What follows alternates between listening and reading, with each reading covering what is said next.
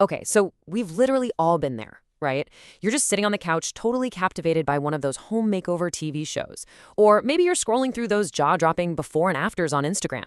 And let's be honest, they make DIY interior design look like absolute magic. Like it's just this super simple, incredibly fun, cost saving weekend project where you get to unleash your inner creative genius.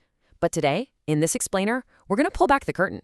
We're diving into the hard data and real-world experiences from the industry experts at Letter 4 to figure out what actually happens when those cameras stop rolling.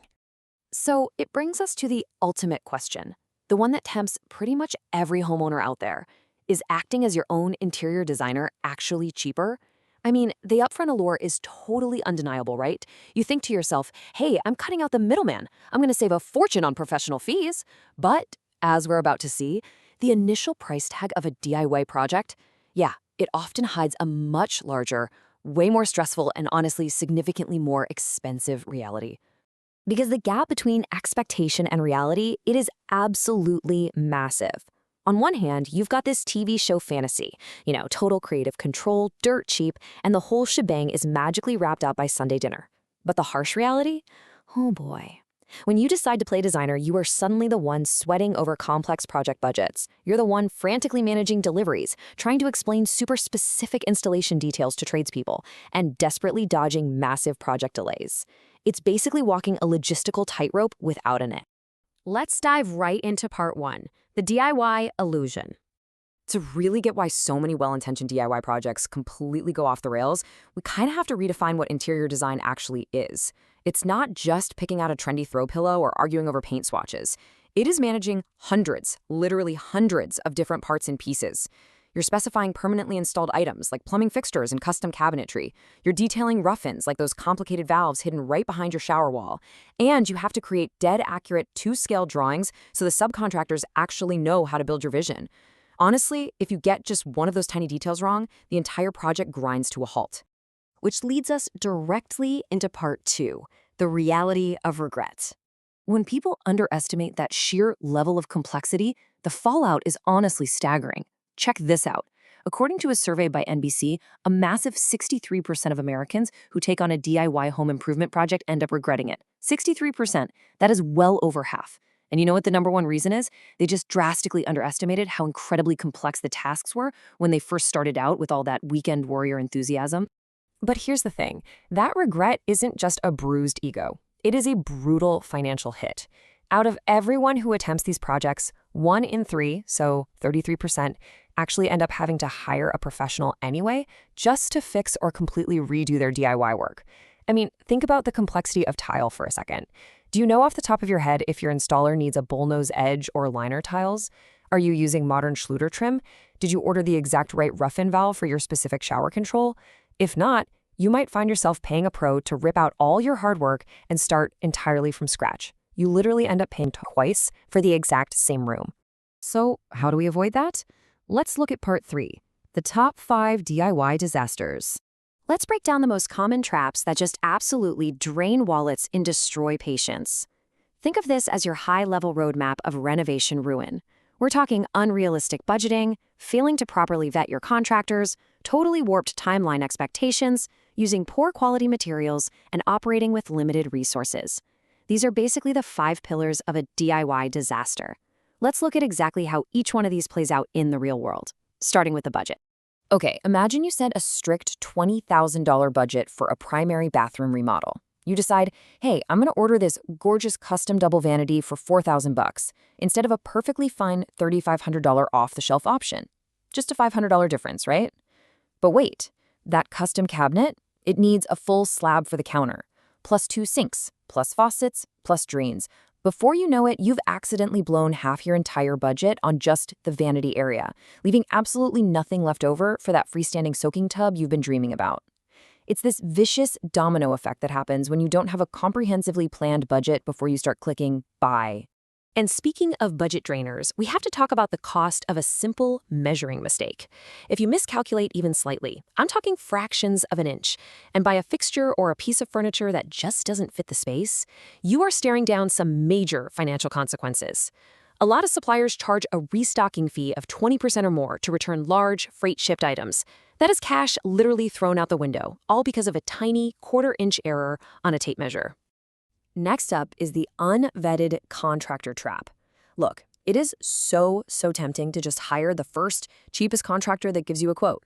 But if you don't actually vet their licensing, their insurance, and even their communication style, you are asking for a massive headache. Let's say they breathe through your bathroom remodel without pulling the proper permits or scheduling inspections. When the city eventually finds out, or when the work inevitably starts failing because it's subpar, you could be forced to rip out all the tile and redo the entire thing.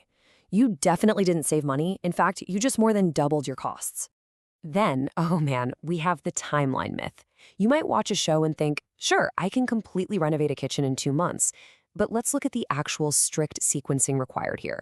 You place a cabinet order. Those take 4 to 6 weeks just to arrive on site. Then they have to be perfectly installed.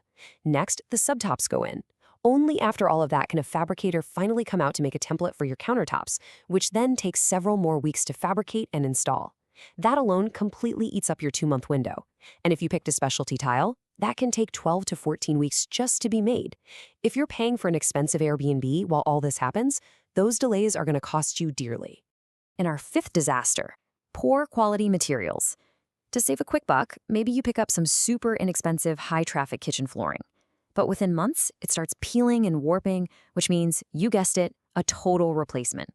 Or maybe you just use the wrong materials entirely, like putting trendy lime wash paint in a really messy kid's bedroom or laying down hardwood in a moisture-heavy bathroom. Not only does this totally ruin the aesthetic and the durability of the space, but poor material choices can actually release toxins and reduce your home's indoor air quality. So you're potentially impacting your family's health too. Okay, enough doom and gloom. Let's pivot to part 4, the professional advantage. Let's actually look at the tangible return on investment you get when you hire an expert. Because honestly, professionals often offset their own fees. How? Well, interior designers get exclusive trade discounts on high-end furniture, tile, plumbing fixtures, lighting, you name it. We're talking discounts ranging anywhere from 5 to 25% off retail prices. And firms like Letter4 will even pass these savings directly to you without any hidden markups. They'll charge your card directly so you can rack up all those sweet credit card miles while literally paying less than you would if you just went to the store and bought the exact same items yourself. There is just a night and day difference in access here. Take sourcing authentic Italian marble for your new kitchen countertops, for example. On the DIY side, you are paying full retail markup and honestly risking buying counterfeit or low-quality materials. But a professional designer? They leverage their deep industry connections to source it at a heavily reduced price with totally verified authenticity. Plus, they bring an entire network of highly specialized craftsmen and artisans to the table. People who can build incredible custom pieces that you simply cannot find on a shelf at the big box store. Which perfectly sets up our final section, part 5, maximizing your space. Beyond just wrangling logistics and sourcing materials, professionals solve the spatial puzzles that DIYers will often stare at for months. I mean, they know exactly how to squeeze value out of every single square inch. They use advanced space planning to take that awkward, totally unused corner and magically turn it into a cozy reading nook. They design custom built-in cabinets that fit perfectly around an existing fireplace. They know how to integrate multifunctional pieces so your home office can comfortably double as a guest room. They utilize vertical space with wall-mounted shelves and lofted beds, and they strategically use light colors and reflective surfaces to make cramped, tiny rooms feel airy and massive. They maximize functionality in a way that directly, undeniably increases the resale value of your home. So the absolutely crucial takeaway from this whole explainer is that hiring a professional designer isn't just about outsourcing the heavy lifting. It's a long-term investment in your home's value and, frankly, your personal well-being. It's really about shifting how you view the designer's fee. It's not a frivolous luxury expense, it's a vital insurance policy. An insurance policy that protects your budget, your timeline, and most importantly, your sanity.